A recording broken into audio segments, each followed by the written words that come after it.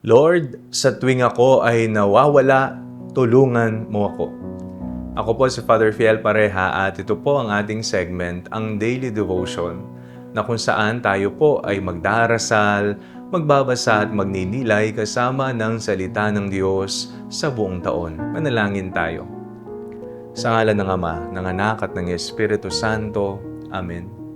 Halina banal na Espiritu, liwanagan mo ang aming puso at isip nang maunawaan at may sa buhay namin ng iyong salita. Amen. Our Bible passage for today is from the Gospel of St. Luke chapter 10, verses 1 to 9, and I read it for you.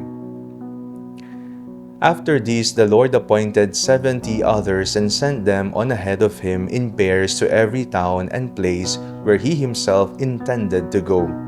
He said to them, "The harvest is plentiful, but the laborers are few. Therefore, ask the Lord of the harvest to send out laborers into his harvest. Go on your way. See, I am sending you out like lambs in the midst of the wolves. Carry no purse, no bag, no sandals, and greet no one on the road. Whatever house you enter, first say, 'Peace to this household.' And if anyone is there who shares in peace, your peace will rest on that person. But if not, it will return to you. Remain in the same house, eating and drinking whatever they provide, for the laborer deserves to be paid. Do not move about from house to house. Whenever you enter a town and its people welcome you, eat what is set before you, cure the sick who are there, and say to them, 'The kingdom of God has come near to you.'" Sa Ebanghelyo po ngayon, isinugo ni Jesus ang 72 sa iba't ibang bayan upang ihanda ang daraanan niya para sa kanyang pagdating. Sinabi niya sa kanila, "Ang ani ay marami, ngunit kakaunti ang manggagawa." Isinugo sila upang magdala ng kapayapaan, pag-asa at magandang balita sa mga tao. Kapag naririnig po natin ang salitang nawawala, kadalasan ang naiisip natin ay mga nawawalang bagay, kagaya po ng susi, pitaka o mahalagang gamit. Kaya naman, si San Antonio de Padua ay kilala bilang patron ng mga nawawalang bagay. Maraming tao ang nangangailangan sa kanya kapag may hindi mahanap, at sa maraming pagkakataon, natatagpuan nila ang kanilang hinahanap. Ngunit may mas malalim na uri ng pagkawala na nararanasan ng tao.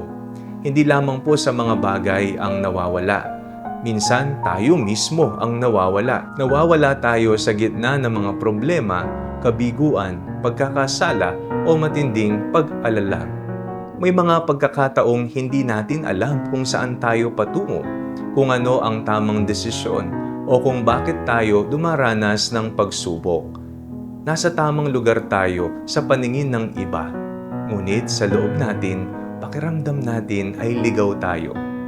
Ang magandang balita ay kapag tayo ay nawawala, hindi tumitigil ang Diyos sa paghahanap sa atin. Bago pa man natin hanapin ang Diyos, siya na ang unang naghahanap sa atin.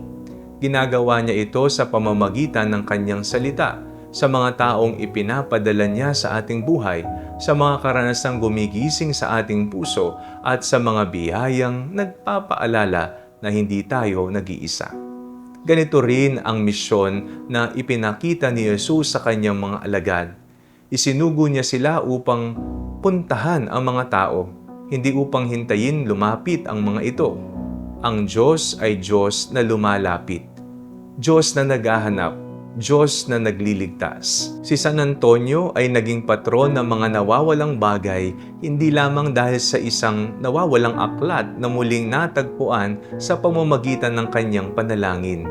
Higit pa rito, buong buhay niya, iniakay ang mga taong naliligaw pabalik sa Diyos. Marami siyang natulungan na matagpuan muli ang kanilang pananampalataya, pag-asa at layunin sa buhay.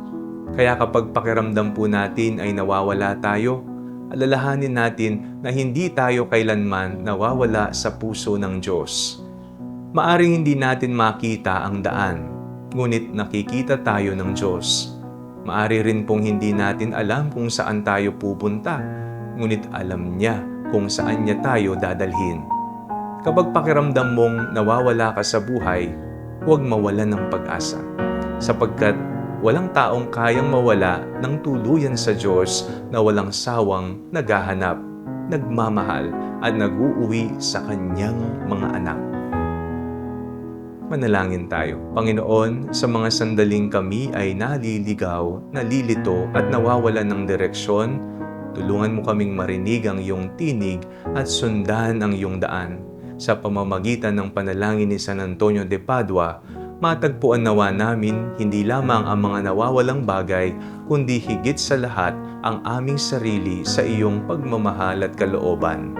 Akayin mo kami pabalik sa iyo sa bawat araw ng aming buhay. Amen. Sa ngalan ng Ama, ng Anak at ng Espiritu Santo. Amen.